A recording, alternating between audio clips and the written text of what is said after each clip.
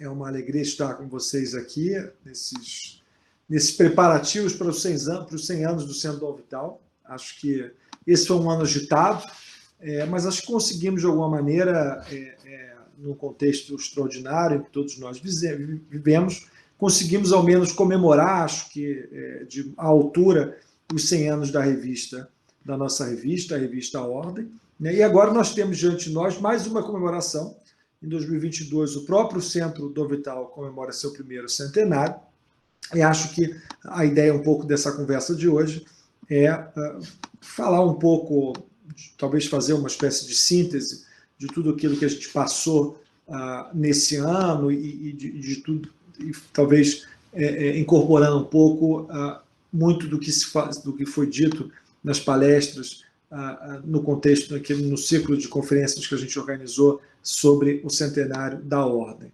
Então, a ideia hoje, de alguma maneira, é, digamos assim, mais formalmente dizer, a gente terá no ano que vem o centenário do Centro Dom Vital e precisaremos também, à altura, comemorar essa efeméride. Não sabemos se a gente vai conseguir fazer algo presencialmente ou será algo apenas virtual, como foram as comemorações do centenário da nossa revista, mas acho que fazendo esse encerramento do ano é importante dar, digamos, esse pontapé inicial para, inclusive, pedindo a todos vocês, sócios, amigos do centro, que pensem, né, que já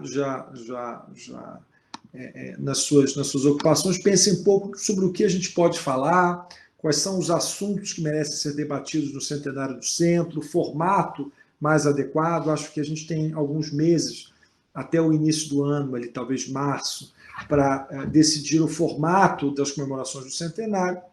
Acho que a gente pode usar a data de hoje um pouco como pontapé para estimular a todos os sócios, amigos do centro, a pensarem sobre como a gente pode comemorar da melhor maneira possível esse centenário. É difícil, não só no Brasil, em qualquer lugar do mundo, mas especialmente no Brasil, é difícil para uma instituição chegar aos seus 100 anos. Então, o Centro Dom Vital, não só por esse motivo, mas também por ele já se destaca entre as demais instituições que existem no Brasil. Bom, qual foi a ideia, então, sobre o que eu pensei em falar no dia de hoje? Prometo que não me estenderei muito, mas talvez meditar um pouco sobre o papel do leigo, não apenas na igreja, mas na sociedade. O Centro Dom Vital foi criado, no final das contas, para reunir a intelectualidade católica, para reunir leigos católicos, numa estrutura, claro, ligada à hierarquia, mas não fazendo parte integrante dela diretamente. Né?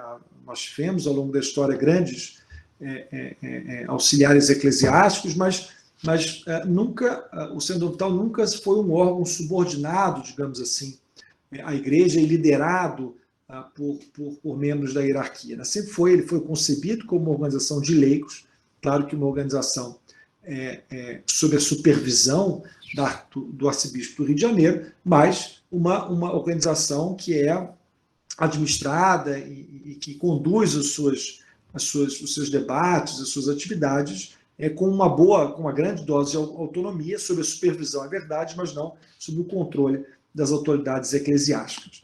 Né?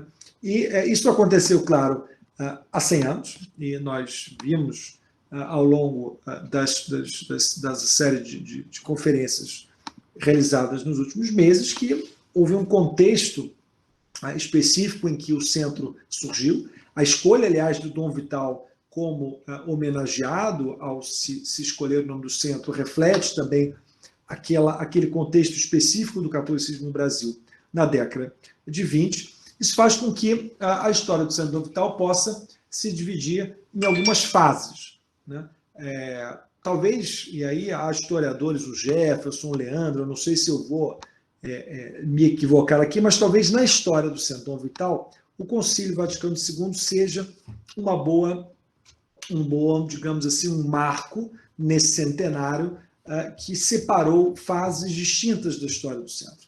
A gente teve a presença do Jackson, de Figueiredo, entre 22 e 28, engajada, apologética, de certa maneira, a presidência do Alceu Amoroso Lima, de 28 a 67, um pouco menos apologética, mais aberta ao diálogo, influente, socialmente influente, com uma capilaridade no Brasil enorme para a época. É verdade que o Rio de Janeiro era a capital do Rio de Janeiro, as ideias se espalhavam melhor do Rio de Janeiro, mas me lembro da palestra do Leandro, que falou muito bem sobre os diversos centros Dom Vital espalhados pelo país, em que maneira esses centros influenciaram as suas próprias regiões, mas houve, depois do concílio, o que a gente pode chamar de uma crise do Centro Dom Vital, né?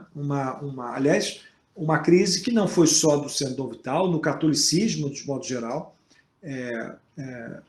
Claro, não é aqui nenhum juízo de valor sobre o concílio, mas, objetivamente falando, quando ele se encerrou, instalou-se na igreja, nas instituições católicas, né, grupos que, digamos assim, mais entusiasmados com os resultados do concílio, e outros, digamos, preocupados com algumas de suas possíveis consequências. Essa crise chegou ao Centro Dom Vital. Nós tivemos duas presenças longas, depois houve uma presença interina até 71, mas depois tivemos duas presenças longas, Sobral Pinto, de 71 a 91, Tarcísio Padilha, que é falecido recentemente, de 91 a 2011. Então, acho que com a saída do Tarcísio, houve um período que a gente pode chamar, e aí uma história mais recente, de um período de busca de uma nova identidade. Houve as presidências do Luiz Paulo Horta, infelizmente muito curtas, de 2011 a 2013, a presença do Carlos Frederico, de 2014 a 2019, a presença do Ricardo Cravo Albim, de 2019 a 2021, até que a gente pode, talvez, a pandemia, uma tragédia terrível para a humanidade, terrível especialmente para nós no Brasil, de alguma maneira ela pode ser também, essa é uma proposta que eu faço a vocês para nós discutirmos, se ela de certa maneira também não pode ser um marco na história do Centro Dom Vital. E por que eu digo isso? Porque talvez a exigência que de uma hora para outra nós tivemos que passar de um Centro Dom Vital, digamos assim, analógico, um Centro Dom Vital no centro do Rio de Janeiro, cujos cursos e palestras eram destinados majoritariamente para aqueles que conseguiam frequentar o Centro Dom Vital no Rio de Janeiro, no centro do Rio de Janeiro, que já não é, claro, o centro do Rio de Janeiro da década de 20, até pelo menos a mudança da capital para Brasília, né? Então, para um Centro Dom Vital digital. Então, acho que a pandemia ela forçou a digitalização de certas atividades. Algumas, eu suponho, não continuarão digitais, mas acho que talvez para nós, no Centro Dom Vital, a pandemia tenha produzido esse resultado na tragédia, claro que ela ainda está sendo, mas ela tenha produzido para o Centro Dom Vital, nos forçou a aderir a esse modelo digital que pode ser para o centro, nos seus próximos anos de existência, algo positivo. Então, o Alfredo, o Carlos Humberto, participam online de um grupo de estudos. Um grupo de estudos, claro, que se vocês se reunissem no Rio de Janeiro, no centro do Rio de Janeiro, talvez não pudessem contar com a presença de outras pessoas. O Leandro, por exemplo, que foi muito ativo no Centro Dom Vital, depois se mudou para Minas Gerais, hoje participa, né, das nossas atividades, porque pode participar de qualquer lugar. Nós tivemos recentemente uma palestra sobre com o postulador da canonização Frei José, o postulador da canonização do Dom Vital, que mora no Nordeste. Né? Então, acho que enquanto o Rio de Janeiro era o centro intelectual do Brasil, era fácil, de alguma maneira, para o Centro Dom Vital existir no centro do Rio de Janeiro fisicamente. Como o centro do Rio de Janeiro não tem mais esse protagonismo, acho que para nós essa digitalização das nossas atividades, embora, claro, não deva significar em absoluto a exclusão de qualquer tipo de atividade presencial, não é isso, né? Mas é algo que pode reunir pessoas de outras cidades, de outros estados, né? Acho que isso de alguma maneira pode, para o Centro Dom Vital, representar uma nova fase, uma fase em que a gente consiga atingir um número maior de pessoas, certamente um número maior de pessoas do que aquelas interessadas em, num dia à tarde, irem presencialmente ao Centro Dom Vital, no centro da cidade do Rio de Janeiro, e assistirem a um evento que não estaria sendo gravado, portanto, realizado uma vez, não ficaria para a posteridade. E hoje a gente tem condições de gravar os nossos eventos disponibilizados no YouTube, então acho que isso pode inaugurar uma fase nova na história do Centro Dom Vital. É claro que a história, no momento que ela está se desenrolando, é difícil de avaliar, mas quem sabe a gente não esteja inaugurando agora, com essa mudança de plataforma, uma etapa nova na história do Centro Dom Vital, uma etapa em que o Centro Dom Vital consegue ter uma capilaridade maior novamente, claro que numa plataforma que não é a mesma, mas uma capilaridade como teve, quem sabe, queira Deus, no seu início. Então, esse é o primeiro ponto que eu gostaria de enfatizar com vocês. E a segunda, e encaminhando mais para tratar da posição do leigo na igreja e na sociedade, é interessante, fazendo uma grande síntese do que eu disse, que a história do Centro Dom Vital, de alguma maneira, nas suas idas e vindas, ela se confunde com os debates sobre o papel dos leigos na igreja e na sociedade. Como o Centro Dom Vital é uma associação de leigos, os seus momentos de maior glória, os seus momentos de menos prestígio, de alguma maneira acompanharam o longo século nesse sentido, o longo século XX, pelo menos na história da igreja e da participação dos leigos na igreja. Então, acho que, de alguma maneira, a gente pode se colocar, quer dizer, o Centro Dom Vital ele não deixa de ser um símbolo um pouco dessas discussões que ainda não estão encerradas, dessa posição ainda não sedimentada de qual deve ser o papel do leigo na igreja e na sociedade. E aí, talvez a gente possa separar a atuação dos leigos, eu falei, na igreja e na sociedade, mas talvez quando a gente fale na igreja, a gente possa fazer ainda uma outra subdivisão.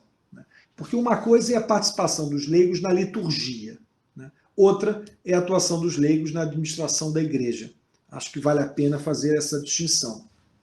É curioso que a participação dos leigos na liturgia tem aumentado muito, aliás, o concílio, acho que acertadamente, encorajou a participação dos leigos na liturgia e nos anos seguintes ao concílio, essa participação, essa atuação dos leigos aumentou, né? Então a gente tem, claro, um exemplo clássico nas leituras, nós agora, leigos, podemos fazer leituras, né?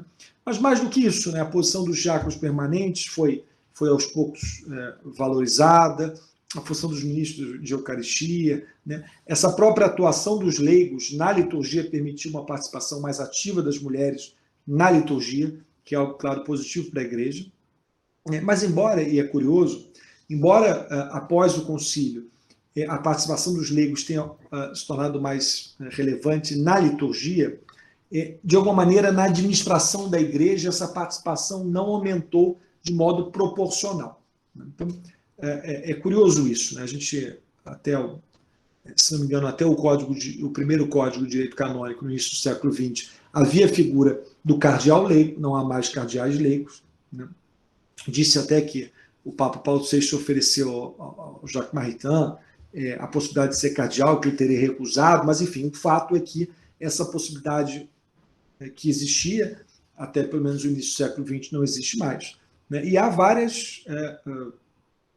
se nós olharmos para a administração da igreja, essa administração ainda é uma administração exercida principalmente por padres e ordenados de modo geral. É curioso que, embora a atuação dos leigos na liturgia tenha aumentado desde o concílio, a participação dos leigos na administração da igreja não tenha aumentado de modo proporcional. E pior, acho que em relação à atuação dos leigos enquanto católicos na sociedade, claramente diminuiu a partir do concílio. Então, a ideia dos grandes intelectuais católicos, né, Maritain na França, por exemplo, Chesterton aqui na Inglaterra. A Inglaterra não é um país católico, mas ela teve, na primeira metade do século XX, um bom número de intelectuais católicos capazes de influenciar os debates aqui na Inglaterra. Então, acho que esses grandes intelectuais católicos, eles, não digo que desapareceram, mas a gente pode, em alguma medida, falar de um ocaso dos grandes intelectuais a partir do concílio. Ou seja, se nós dividirmos a atuação dos leigos em liturgia, administração da igreja e atuação na sociedade, a gente tem posições diferentes. Né? Na liturgia, sem dúvida nenhuma, a atuação dos leigos aumentou desde o concílio. Isso talvez tenha a ver com a redução das vocações, olhando para o problema de uma perspectiva um pouco mais pragmática, mas acho que houve uma preocupação teórica dos padres do concílio de tornarem os leigos mais ativos na liturgia, e acho que isso produziu bons frutos. Em relação à administração da igreja, no entanto, essa atuação não aumentou de modo proporcional. E em relação à atuação dos leigos na sociedade, enquanto católicos, seguramente diminuiu desde a década de 60 para cá. Então, essas, e aí deixando um pouco de lado a atuação dos leigos na liturgia, porque esse não é exatamente um problema que interesse mais diretamente ao Sendom Vital, e chegando até o que mais nos interessa, que é a posição dos leigos na sociedade, eu passo pela atuação dos leigos na administração da igreja. E aí eu acho que, embora eu, digamos assim, eu me deixe satisfeito e com o aumento da participação dos leigos na liturgia, em relação à administração da igreja, talvez a situação deixe um pouco a desejar. Né? Não há, claro, mais a figura dos cardeais leigos, não sei se até que ponto isso deveria acontecer novamente, mas há várias áreas da igreja, ou da administração da igreja, em que talvez a participação de leigos possa contribuir para que essa administração ocorra de uma melhor maneira. Nesse sentido, a gente pode distinguir uma espécie de core business, por exemplo, a Congregação para a Doutrina da Fé. Talvez o prefeito da Congregação para a Doutrina da Fé não deva ser um leigo, mas há áreas da administração que talvez a participação de um leigo seja até mais efetiva. Leigos que tenham, por exemplo, uma formação técnica que um padre normalmente não tem em sua formação. Eu me refiro, por exemplo, aos conhecimentos especializados em finanças e economia. Né? Essa participação mais ativa, não apenas como um funcionário, mas como alguém que é uma pessoa que decide dentro da estrutura da igreja, talvez possa ter, digamos assim, possa servir para diminuir os escândalos financeiros que acontecem com frequência indesejada, talvez às vezes não porque há pessoas honestas, de fato há, claro, também pessoas honestas, mas às vezes porque falta a uma pessoa bem intencionada os conhecimentos técnicos, a formação técnica para, digamos assim, saber o que está acontecendo, investigar o que está acontecendo. Talvez nessa parte financeira, é um exemplo, seja útil uma atuação mais ativa dos leigos na administração da igreja. E também eu dou um segundo exemplo, e com esse eu encerro essa parte, que não é o principal sobre o qual eu gostaria de falar, mas também em relação, por exemplo, à investigação dos escândalos de pedofilia na igreja, aqui a atuação de um leigo pode conferir, inclusive, mais imparcialidade, ou mais, acima de tudo, impressão de parcialidade para os interessados. Recentemente, na França, uma comissão independente, presidida por um jurista, Jean-Marc Sauvé, investigou. É claro que isso é importante, às vezes a mídia esquece desse detalhe, mas é claro que essa comissão, presidida pelo Jean-Marc Sauvé, foi nomeada pela Conferência Episcopal da França e dos religiosos e religiosas, né? Uma comissão, aliás, presidida por ele, mas composta de especialistas em antropologia, sociologia, direito, teologia, 12 homens e 10 mulheres, com um equilíbrio de gênero que hoje também é algo desejável, né?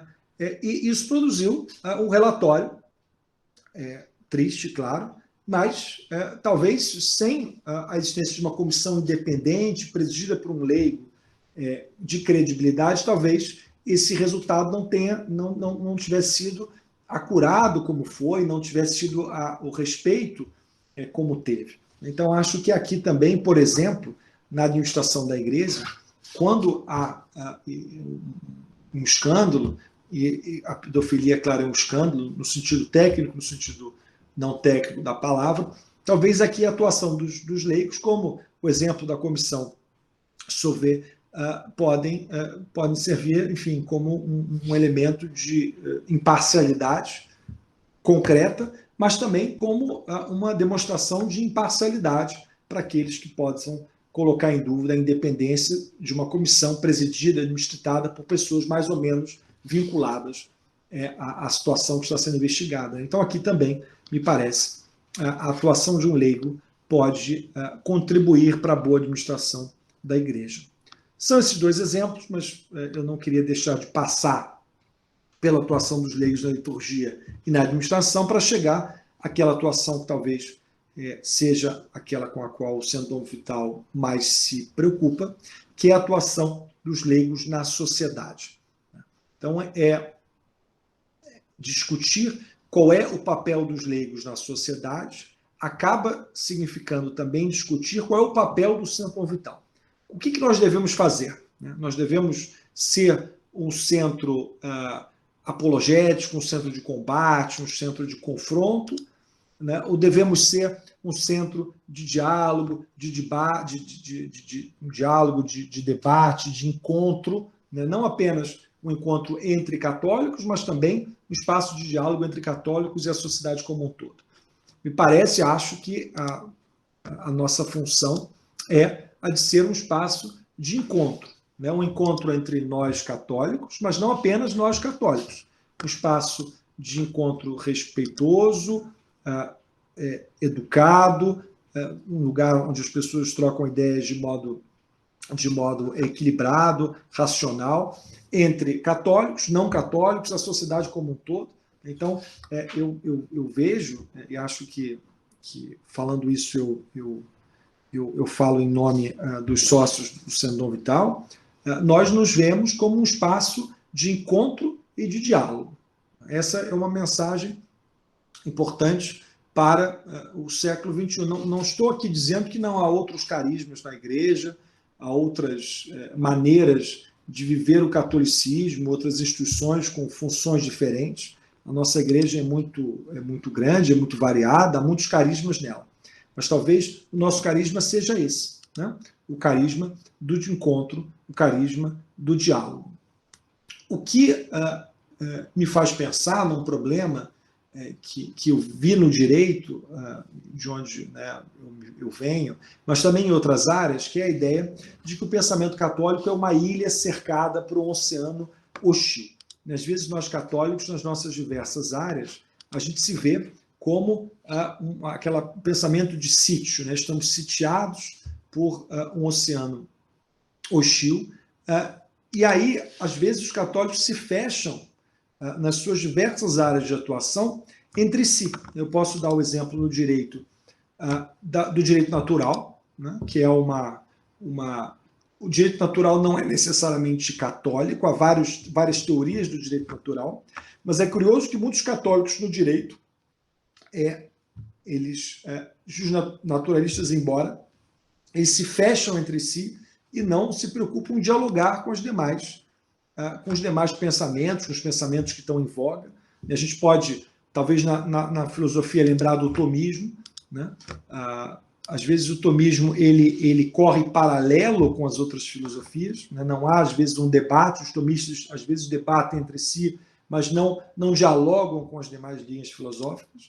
E acho que, na minha área, o direito, e talvez em outras, e talvez esse seja um exemplo da filosofia, no tomismo, seja necessário, o Centro Dom Vital tenha a possibilidade de ajudar nessa empreitada, fazer com que o pensamento católico deixe de se ver como uma ilha cercada por hostilidade.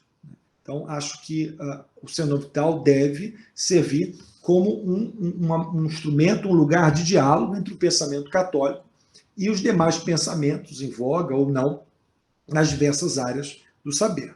Acho que esse é um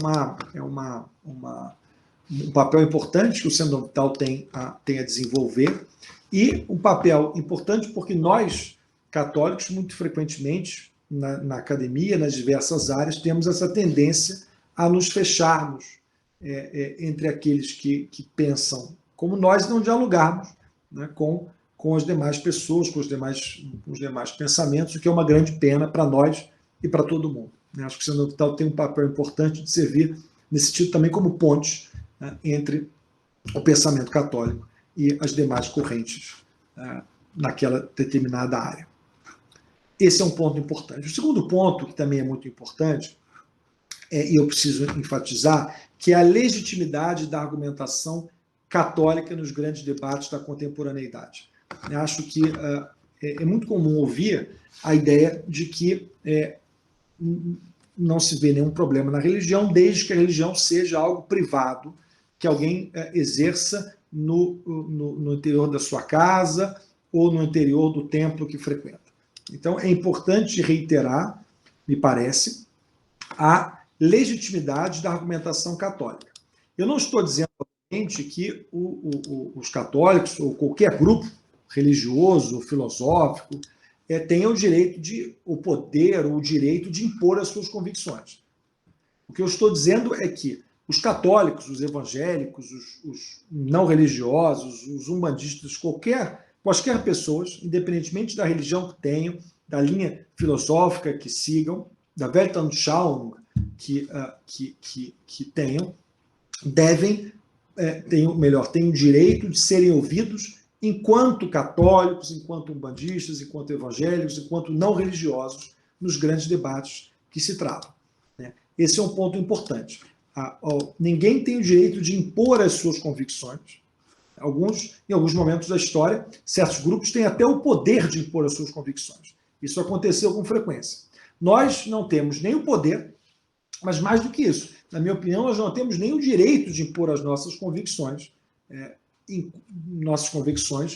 sobre todo mundo, mas nós temos o direito de participar das discussões. Não se pode excluir um católico de um debate sob o argumento de que ele é católico, então não tem legitimidade, não deve participar do debate. Isso, claro, é visível no debate sobre certas questões morais. Eu não estou também dizendo, a gente pode falar disso um pouco daqui adiante, que toda a questão moral deva ter um reconhecimento jurídico. A discussão aqui é no debate. Nós todos, independentemente de nossas motivações, de nossas convicções, nós temos o direito de participar do debate. Um debate democrático, que tem os seus mecanismos de fazer com que as convicções possam ou não virar regras que obrigam a todas as pessoas. São as regras jurídicas. Mas a legitimidade, não só dos católicos, mas dos evangélicos, dos não religiosos, ela é um direito inalienável que nós temos, nós, seres humanos, temos. A gente tem o direito de dar a nossa opinião. É claro que ninguém é obrigado a concordar com a gente, mas todas as pessoas, independentemente de suas religiões, de suas origens, enfim, de qualquer coisa, independentemente de qualquer coisa, têm o direito de ser ouvido, de externar a sua opinião enquanto filiado a uma religião ou a nenhuma religião. Isso faz, claro, com que existem alguns católicos que ainda se fiam a uma ideia de monopólio moral da religião, que é algo que, às vezes, é um pouco idealizado na história. Não sei se em algum momento da história nós católicos tivemos um monopólio da moralidade, mas o fato hoje é que há sistemas diversos, sistemas morais diversos, e não é possível mais assumir que a moralidade católica ela é, por default, a moralidade de todas as pessoas. A gente precisa reconhecer essa realidade. O que não nos obriga também a cair no outro lado, que é uma espécie de indiferentismo moral, como se as discussões morais não tivessem, digamos assim, relevância nenhuma e que essas discussões não devam ser tomadas. Isso é um erro, porque é impossível não fazer juízos morais. Nós, seres humanos, fazemos juízos morais. É claro que nós podemos chegar a conclusões diferentes, mas é impossível para nós, seres humanos, deixar de fazer juízos morais. Então, é claro que pode haver pessoas diferentes, podem chegar a conclusões diferentes, é preciso respeitar isso, né? É claro que nem tudo é uma questão moral, né? E nem toda questão moral merece ser tratada de modo jurídico. Eu não vou me alongar, isso é um tema que a gente pode até discutir em um outro encontro, mas existe aí uma margem, né, entre o monopólio moral e o indiferentismo moral, talvez seja o espaço do diálogo. O diálogo que o Centro Dom Vital insiste pode ser um lugar adequado para que se tenha. Então, eu dou dois exemplos desses extremos, né? O fato de que nós não vivemos numa sociedade onde existe uma espécie de monopólio moral cristão, leva, por exemplo, a que não faz sentido nós exigirmos de outras pessoas que guardem os dias santos, né? Mas, ao mesmo tempo, há certos valores morais que são absolutos. Então, a escravidão é sempre equivocada. O estupro é sempre equivocado. É claro que há, entre esses dois extremos, uma zona gris, é um espaço de debate. Mas há absolutos morais. É equivocado escravizar outra pessoa. É equivocado estuprar uma pessoa. Não é, depende da minha convicção, da sua. É claro que as pessoas podem ter convicções diferentes, mas nós temos o direito de dizer, e acho que nisso estamos corretos, que existem valores absolutos, valores morais que são absolutos. Eu não estou dizendo que às vezes a gente não pode se equivocar, às vezes a gente se equivoca. Há casos em que a gente acha que um valor é um valor absoluto e pode não ser. Isso tudo é algo que deve ser debatido. Mas os extremos mostram, na minha opinião, que há uma área da vida em sociedade na qual o catolicismo não deve intervir, em respeito ao fato de que muitas pessoas não são católicas, mas nós não podemos também abandonar a nossa convicção multissecular, de que existem certos valores morais absolutos, porque esses valores existem. Talvez não são exatamente aqueles que nós pensamos que são, em sua integralidade, mas alguns são. Isso acho que a gente não pode esquecer. O que me leva ao ponto seguinte, que é uma outra armadilha que nós, leigos, na atuação na sociedade, nós no Centro Dom Vital devemos evitar, que é o aprisionamento, digamos assim, do pensamento católico a certas áreas. Eu dou dois exemplos. Hoje parece que os católicos só falam sobre moralidade sexual e proteção da vida. Eu não estou dizendo que essas não são questões que não são importantes para o pensamento católico, mas eu estou dizendo que elas não são as únicas. Então, às vezes, só se quer saber a opinião de um católico ou só se lembra da opinião de um católico quando se discute moralidade sexual e pretensão na vida. Mas o pensamento católico não é apenas isso. E eu dou um exemplo. O pensamento, a doutrina social da Igreja, ela foi fundamental no século XX, fundamental, muito além, né, da moralidade sexual e da proteção da vida, de estrito senso, digamos assim, ao propor uma alternativa entre, digamos assim, o egoísmo do liberalismo, no século XIX, e o totalitarismo nazista, o totalitarismo comunista.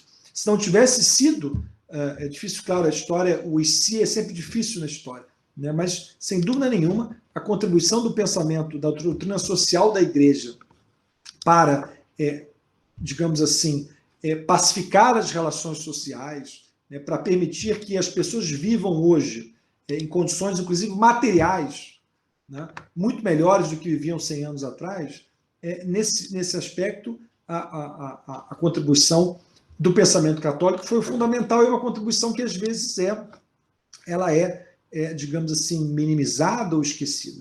A contribuição do pensamento católico na criação dos partidos sociais-democratas, a democracia cristã, acima de tudo, da Europa, depois da guerra, se deve muito à atuação do pensamento católico, né? Não é só moralidade sexual, não é só proteção da vida, estrito senso, mas é uma maneira de ver como nós, em sociedade, devemos viver.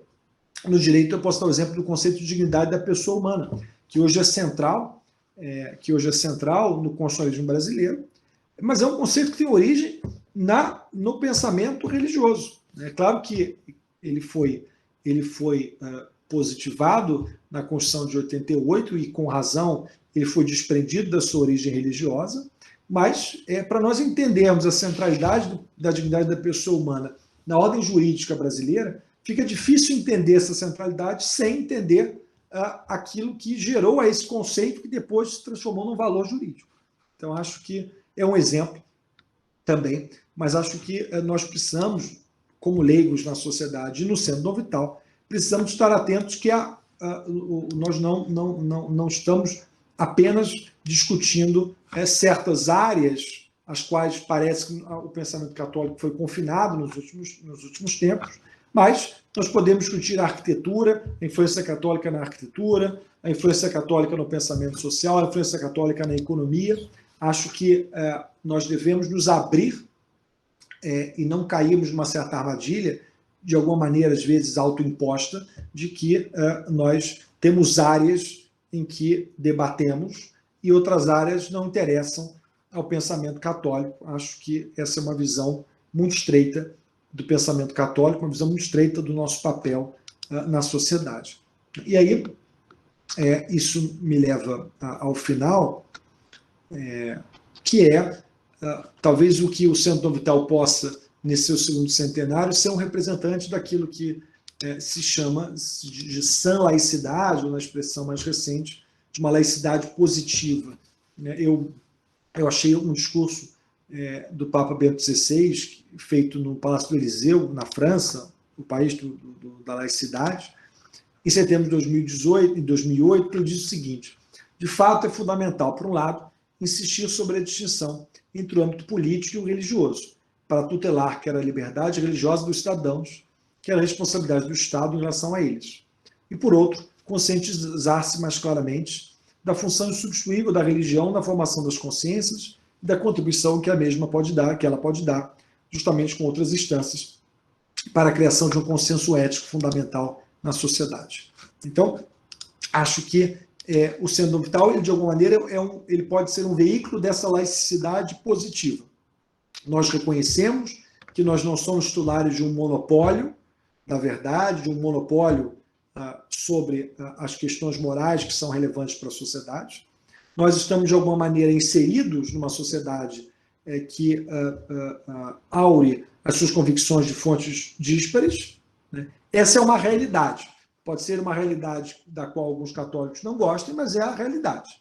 E não adianta também ficar de fora desse debate, criticando, na minha opinião, os rumos que as coisas estão seguindo, se nós não participamos. De alguma maneira, por omissão, se a gente não participa, a gente deixa que os debates, às vezes, por ignorância, façam até uma visão caricaturada do que é o pensamento católico. Então, acho que no Centro Dom Vital a gente tem também um pouco essa missão, né, de, respeitando, claro, o fato de que outras pessoas têm o direito de ter opiniões diferentes, participar desse diálogo, estarmos abertos ao diálogo com essas outras pessoas, de uma maneira que nós, inclusive, possamos aprender. Né? Não é a função do Centro Dom Vital, aliás, isso é um ponto importante, não é apenas o de ensinar. Nós não devemos olhar o Centro Dom Vital e a atuação do leigo na sociedade como uma via de uma mão única, como se a nossa função fosse a de educar as outras pessoas. Né? É claro que nós católicos temos convicções, né, sobre certas verdades fundamentais, isso nos faz católico, mas acho que nós não devemos ter uma postura, digamos assim, arrogante, de, no diálogo, pressupor que a pessoa com quem nós estamos dialogando tem apenas a aprender conosco. Porque há, entre o valor religioso, o valor moral e o valor jurídico, às vezes, certa coincidência. É claro que matar ela é algo, do ponto de vista religioso, equivocado, do ponto de vista moral, equivocado, e do ponto de vista jurídico, equivocado. Mas, às vezes, um certo valor ele pode ser um valor religioso e não ser moral. Ele pode ser um valor moral e não dever ser um valor jurídico. Né? O próprio São Tomás de Aquino dizia às vezes, né, que tem uma frase curiosa, que nem tudo que é permitido convém. Né? Então, nós temos que estar atentos a isso também. Né? Há esferas que às vezes coincidem, às vezes não coincidem, e a formação do valor jurídico é uma formação que depende de um mínimo consenso social. Se a gente não participar desse diálogo e não participar com o espírito aberto, claro que com fidelidade às nossas convicções, mas com o espírito aberto, a gente pode fazer ou pode acabar deixando que esse diálogo seja levado para uma área sem a nossa participação, em que, infelizmente, o resultado seja triste. Isso aconteceu muitas vezes ao longo da história. Então, acho que nós não podemos, respeitando, claro, os diversos carismas que existem da igreja, né? Entre pessoas mais atuantes, pessoas, monges que vivem nos seus monastérios, há ordens que são mais que vivem em silêncio, outras são mais ativas. É claro que há muitos carismas na igreja, mas talvez o carisma do Sendom Vital seja justamente a de servir. Então, resumindo mais ou menos a ideia que a gente, ao longo das discussões que tivemos esse semestre, pensamos sobre o século XXI, o Sendom Vital no século XXI, como um espaço de diálogo, um espaço católico, é verdade, é católico, nós somos católicos, mas um espaço de diálogo aberto, franco, né, sem,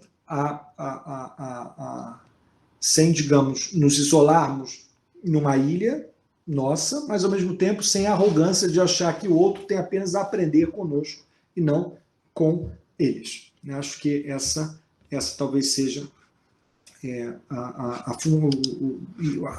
função ou o carisma do Sendom Vital no século XXI. Mas essas são, claro, algumas provocações. Né? Seria ótimo, e acho que a gente vai fazer isso, a gente poderia, nas comemorações do centenário, agora estamos apenas nos preparativos, recolocar tudo isso em discussão. Acho que eu quis hoje, digamos assim, levantar alguns pontos que me parecem, sobretudo depois das conferências, das palestras no centenário da Ordem, me pareceram importantes. Acho que a gente vai ter, no ano que vem, não apenas que comemorar o passado, lembrar o passado, estudar o passado, compreender os erros do passado, mas também pensarmos o que deve ser do Sendom Vital nos próximos 100 anos. Eu não tenho nenhuma pretensão de dar a última palavra sobre o assunto, mas achei importante nesse encontro de hoje, que antecede o ano do centenário, expor algumas ideias que podem servir, digamos, de pontapé inicial para que a gente possa, no ano que vem, em 2022, discutir com mais profundidade, com mais tempo, em vários grupos, quer dizer, uma discussão, um debate, não apenas uma pessoa falando, mas em debate, por áreas, por temas, a gente consiga ter discussões produtivas em 2022, então, não apenas sobre a história do centro, a importância do centro, os erros que talvez tenham sido cometidos na história do centro, mas também pensar no significado, na importância, na função do Sendom Vital nesse seu segundo centenário, nesse contexto em que ele hoje se encontra. Bom, mas é isso, gente. Então, obrigado a todos que estiveram aí, obrigado a quem depois vê na internet, e vamos juntos tentar construir um Sendom Vital ativo e que sirva a igreja, que sirva a sociedade. Né? É isso que eu acho que todo mundo, todos nós queremos. Né? Bom, um abraço a todos. Alain, obrigado aí pelo Leme. Obrigado a você. Pô, excelente. Eu adorei a palestra. Obrigado a todos pela presença, viu? Tá? Até mais. Até a Boa próxima. Boa noite. Até a próxima. Um grande abraço a todos. Até breve, se Deus quiser. Tchau, Chuva. Um abraço. Um abraço. Tchau, gente. Tchau.